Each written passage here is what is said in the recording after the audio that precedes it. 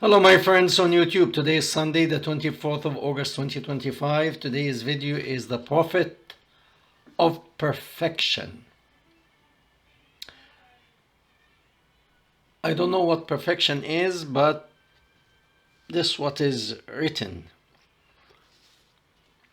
The reason I am choosing this title is because many Muslims these days are faced with the dilemma of how to answer to the shameful situation that they are in. So many of them now are choosing to deny all what's called hadith. Hadith, for those who don't know, is the things that the Prophet of Allah, may the blessing of Allah be upon him, have said to guide the Muslim people during his lifetime and after his passing. So many Muslims until now are holding on to this tradition and what he said. Nonetheless, there are huge number of people now, especially those who call themselves Quranic or Quranist or whatever, they are done with that because they cannot justify all that is written. There's so much dark stuff about this man that they cannot justify anymore. So what they came up to is they say, this man was a man like any other man. He makes mistake like each and every one of us. He can be evil like any one of us. And therefore you have to separate the man from the message. The message is perfect. And therefore we'll put the man aside, we'll put his own saying aside, we'll put his hadith. Hadith, it means his own words, that it has nothing to do with the Quran, aside, and we are going to only use the book of Allah, the Quran.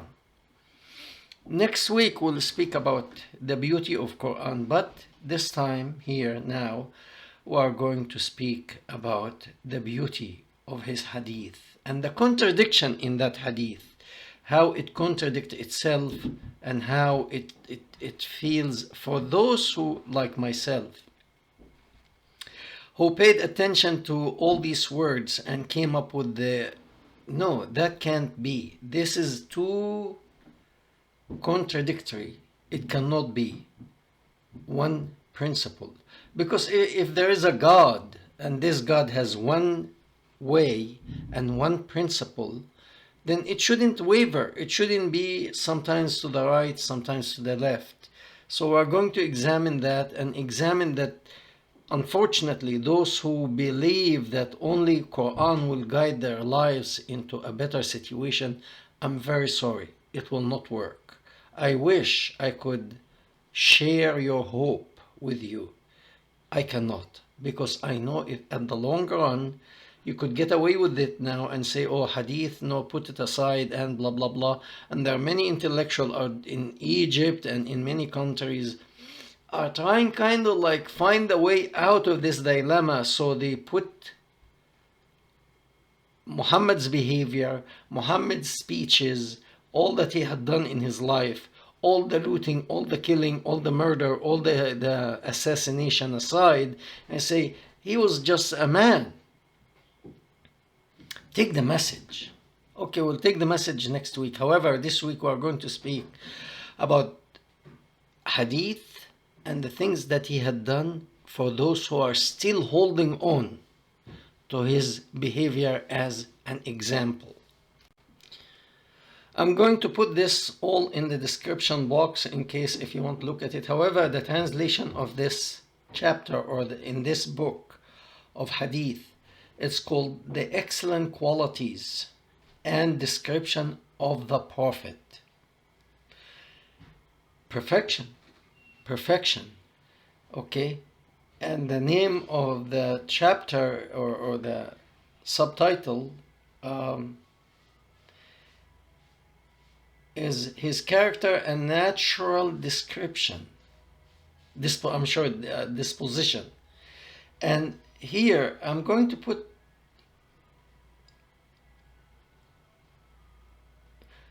the Prophet of Allah, that what is written about him. He was not a person of malice, or he didn't curse, he didn't swear at people. And look, if a person does not swear, does not curse, I like that person. But we'll see, would that contradict later on? I don't like to be a friend of a person who's using dirty words and cursing and. I will not take this person as a friend. Stay away from me.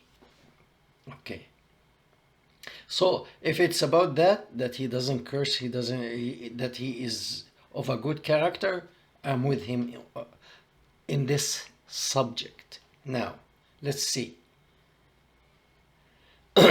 There's another chapter. The book is called Husn al-Khuluq, like the goodness of your quality as a person. And the Prophet of Allah himself saying here, I was sent to make perfection of character.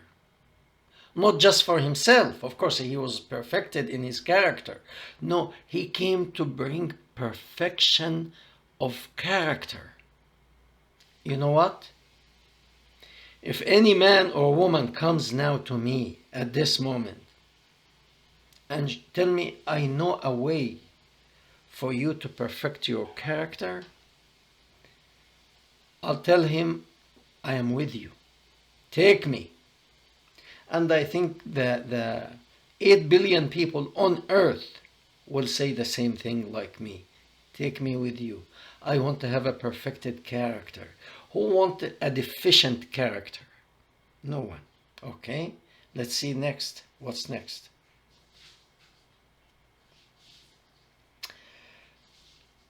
Kitab al-Fada'il wal-Shama'il. This is like a book of all the goodness that you can find. Okay? And it says, Allah sent me to perfect makarim al-akhlaq, to bring the finest of good character, the highest level of good character, that there's nothing after that. Take me with you. I am with you. The problems start to appear here. In the book of virtue, enjoining good manners, and joining of tie and kinship. Okay. The title of this chapter is those who the Prophet of Allah cursed them. You see the contradiction here now? The Prophet of Allah used to curse. Or cursed. Anyway, they are using two ways to in Arabic, it's cultural thing, you cannot really translate it. It's two different ways to express cursing. And or pray to God that this person will be inflicted with some disease or destruction or what have you. So this beginning, followed by hadith by Aisha. I'm going to put all that in the description box. She says, 2 men came into the Prophet's house they spoke with him aside, so she didn't hear what they have said. They upset him. And you know what? All of us get upset. But in my home, if I'm upset with somebody, at least I should not curse him or be vulgar with him. But he cursed them and he kicked them out. So Aisha was asking, Prophet of Allah, what happened? He said, what? She said to him, you cursed them and you kicked them out, and you are not supposed to do that. He forgot that he shouldn't do that. As he said, he is on the highest level of education and culture and good character. He came to bring the highest level of goodness. He forgot. So he invented something right away. He said, didn't you know that I had an agreement with the Allah that whoever I curse or talk to him in a malice manner, that will be like something to bring him closer to God on the day of judgment, something to be like a forgiving principle to help him on judgment day. So in a way, I'm serving him well, I'm helping him so he can go to heaven. So here we can see there is definitely a lot of contradiction, that there is the Prophet of Allah who is perfected and came to bring the highest level of good character and the best way of life. And here is the Prophet cursing and getting angry at people and wishing them to go to hell. That is, I can understand why the people who left all these hadith and the tradition of Muhammad, may the blessing of Allah be upon him, I can see why. Because there is no, they are in a dilemma. Where would you go from that? In a way, you are stuck. So it's better to deny all of his nonsense, all that he had said, and say, look, he was a man like me and you. And not only a man, he makes mistakes like everyone else. So we don't believe in any of his way of life. We don't believe in anything he said himself. We don't accept it. We don't believe in it. And therefore, all of his tradition, all of his way of life, all of what he said has nothing to do with the message.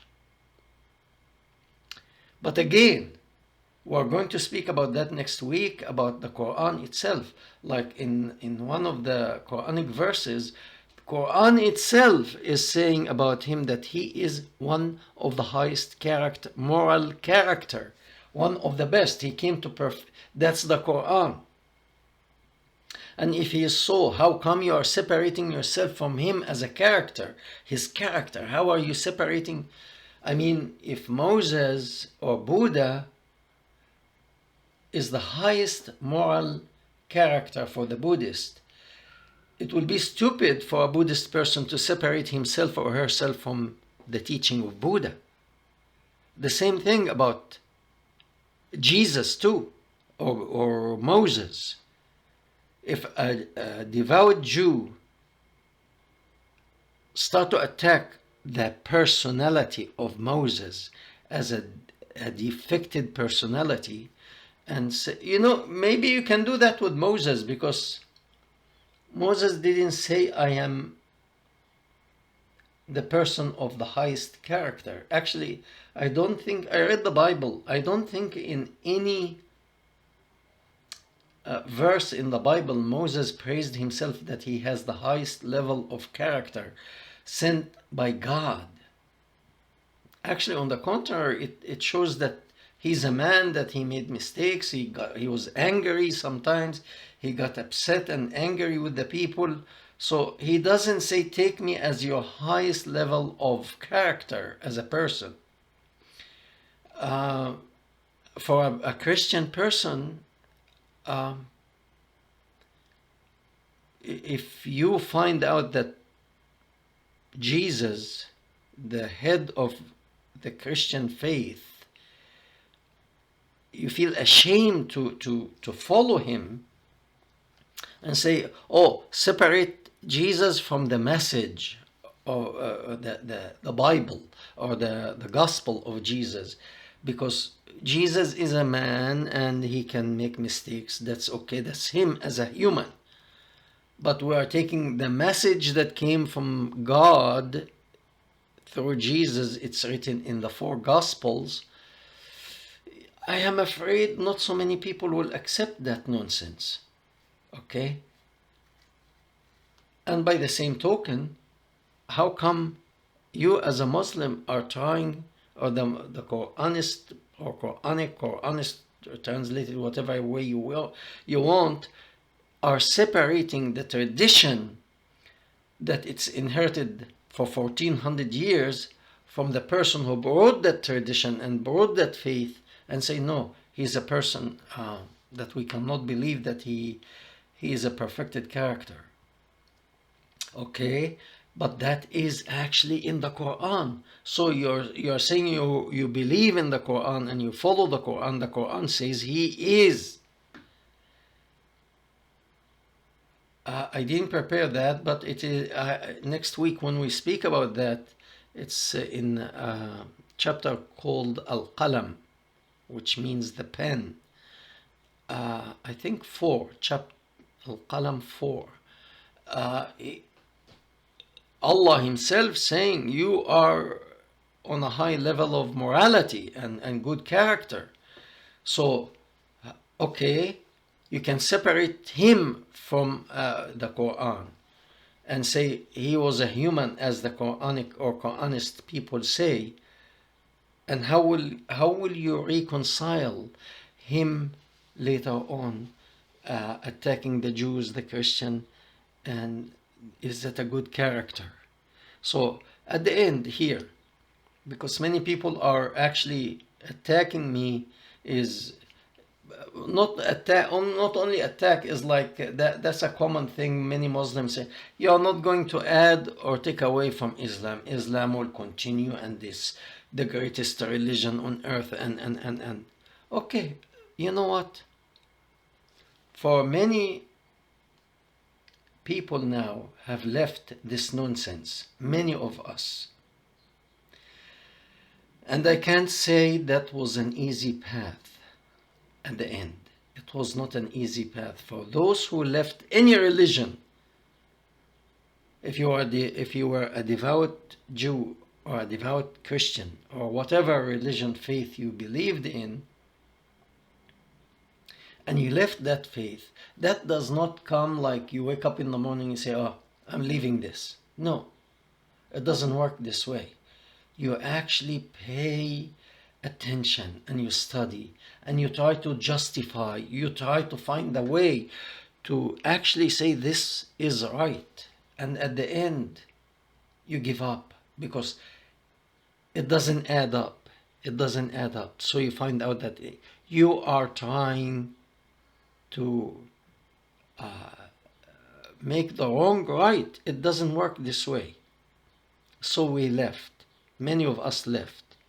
And not all of us, not many of us actually have the same luxury that can speak out. My nephew left this nonsense when he was in Egypt. He had to leave Egypt because he was persecuted at work and in his neighborhood. He was physically attacked. So he left, he went away, and he is living far away from this nonsense. Okay? So all of us, when we make that decision, it's not an easy one. It's not. And I'm inviting you, those who are, instead of attacking me or telling me Islam will continue, let it continue. But there are many evil things that it's continuing until today. But I invite you to just open your mind, open your heart, open your eyes, and try to see objectively. Thank you very much. We hope to hear from you.